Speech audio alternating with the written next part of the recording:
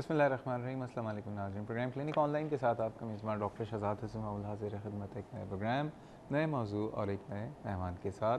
नाज़रीन, जरासीम से तो आपको पता है कि इंसानों की एक अज़ली दुश्मनी चल रही है और इंसान जरासीम के अगेंस्ट कुछ नहीं करता, लेकिन जरासीम हमेशा नुकसान पहुँचाने के दर पे रहते हैं।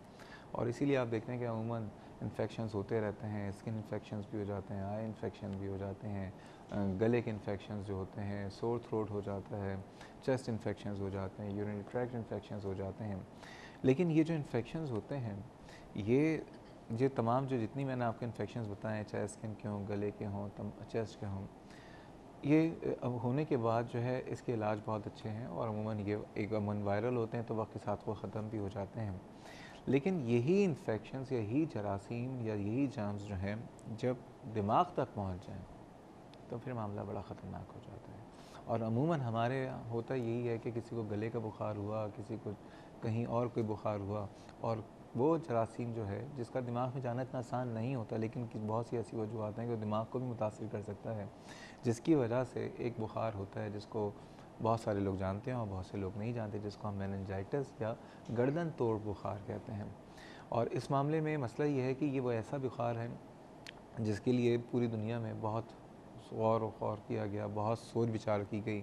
इससे प्रिकॉशनरी, इससे बचाव के लिए बहुत सारे तरीके ढूंढे गए, जिसमें वैक्सीनेशन भी शामिल हैं, इसमें एक अच्छी हाइजीन भी शामिल है। और अगर किसी को हो जाए तो कैसे पता चलेगा क्या इस बीमारी जिस किसी को हो जाए, खुसूसन बच्चों में अगर ये हो जाए तो आगे जाके क्या वो किसी और कॉम्प्लिकेशन का सबब बन सकती है। ये सारी आज हमारी बातें होंगी।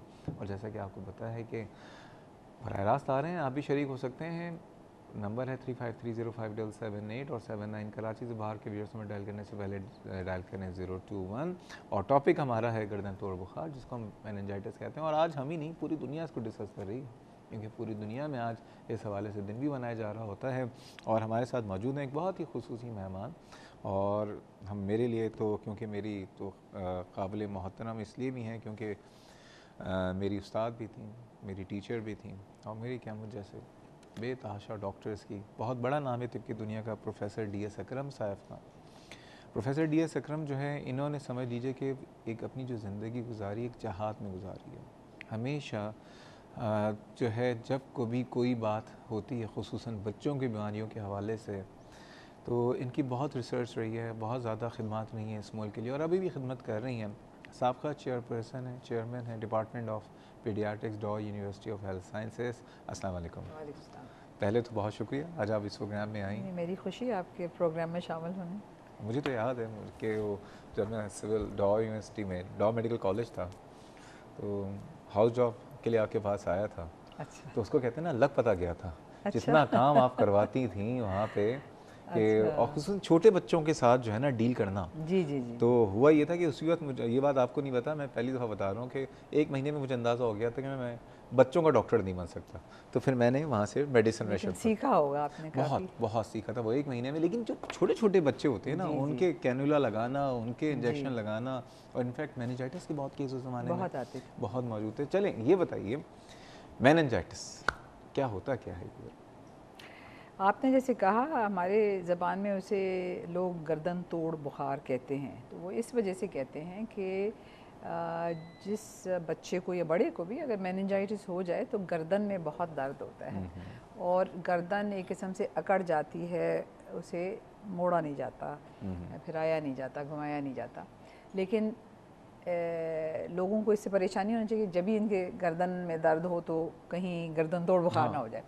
नहीं, ऐसी बात नहीं है। काफ़ी तेज़ बुखार होता है, बहुत बीमार लगता है बच्चा या बड़ा, और फिर उसके गर्दन में एक किस्म से बहुत दर्द होता है, वो मूव नहीं कर सकता, इसलिए इसे कहते हैं गर्दन तोड़ तो बुखार। होता क्यों है ये, क्या दिमाग में वो तो चला जाता है? हाँ, तो ये समझना बहुत ज़रूरी है कि क्यों होता है और क्यों गर्दन में इतना दर्द होता है। तो हमें, आपको भी पता है, लोगों को भी अभी तो काफ़ी मालूमात है कि हमारे जो दिमाग है उसके ऊपर कुछ लेयर्स से दिमाग को कवरिंग्स हैं जिससे उसे महफूज प्रोटेक्शन मिलती है। अल्लाह मियाँ ने इस तरीके से बनाया है कि ये लेयर से प्रोटेक्शन मिलती है, और लेयर्स के अंदर कुछ लिक्विड होता है जो कि कुशन करता है ब्रेन को, ताकि अगर धक्का लगे या जो भी है तो ब्रेन को एक बड़ा अच्छा वर्ड हमने पढ़ा था जी कि वो जो 3 लेयर्स होती हैं उसका नाम रख दिया था पैड, पैड, ठीक है ना? जी जी जी, pia mater and dura mater, dura mater, arachnoid mater, तो पैड हो गया, पैड हो गया, एक तरह से पैडिंग की पैड भी हो अल्लाह गया। ताला ये ने बड़ा नेचुरल। अच्छा आपने एक्रोनिम ढूंढा। तो 3 लेयर्स होती हैं, बीच में इनके लिक्विड होता है, उससे कुशन मिलता है ब्रेन को। अच्छा, अब अगर इन्फेक्शन जब बदन में फैलता है तो वो खून के ज़रिए ही फैलता है, और ये इन्फेक्शन मेनिंजाइटिस में अक्सर गले और नाक से जरासीम जाने के बाद फिर खून में दाखिल होकर वो खून में फैलता है, और खून के ज़रिए फिर ये दिमाग की जो लेयर्स हैं वहाँ भी चूँकि ब्लड वेसल्स और वहाँ हैं अच्छे खासे, तो वहाँ पहुँच जाते हैं जरासीम। अब वहाँ जब जरासीम पहुँच जाते हैं तो उन जो लेयर्स है उनमें एक रिएक्शन होता है, वो एक किस्म से लाल हो जाते हैं, एंग्री लुकिंग हो जाते हैं, और जो लिक्विड जो होता है वो भी ज़्यादा पैदा होने लगता है, क्योंकि इन्फ्लेमेशन में ज़रूरी बात है, जैसे नज़ले में नाक बहती है वैसे जब ये लेयर्स का इन्फ्लेमेशन हो जाती है तो सिक्रीशन ज़्यादा हो जाता है। उसकी वजह से, ये इन्फ्लेमेशन की वजह से जो हमारे गर्दन में भी ये लेयर्स जा रहे होते हैं उसमें ज़रूरी बात है नर्व्स भी हैं, तो उससे फिर दर्द होता है। और दैट इज़ वाई ये गर्दन। ये बताइए कि इन्फेक्शन तो नज़ला ज़ुकाम बुखार जो होता है, सोर थ्रोट या वायरल इन्फेक्शंस तो अमूमन बहुत कॉमन है हमारे यहाँ, क्या हर वायरल इन्फेक्शन या हर सोर थ्रोट मेनिंजाइटिस का सबब बन सकता है? देखिए, अगर ये बात होती तो हमारे पास इससे मतलब 100 गुना या 1000 गुना ज़्यादा मेनिंजाइटिस आती, नहीं, क्योंकि हमारी जो जिस्म है उसमें अल्लाह मियाँ ने ऐसी क़ुव्वत पैदा की है कि हम अपने आप को प्रोटेक्ट करते हैं।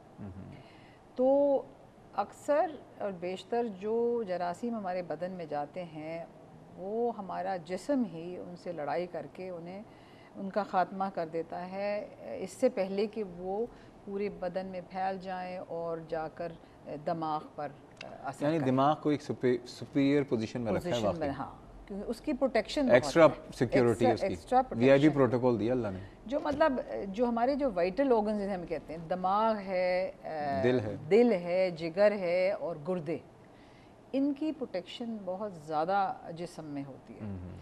तो दिमाग को प्रोटेक्ट करने के लिए ये लेयर्स भी बनाए गए हैं, और दिमाग तक पहुंचने के लिए ये लेयर से लड़ाई करनी पड़ती है, तो एक किस्म से ये जरासीम वहीं ख़त्म हो जाते हैं।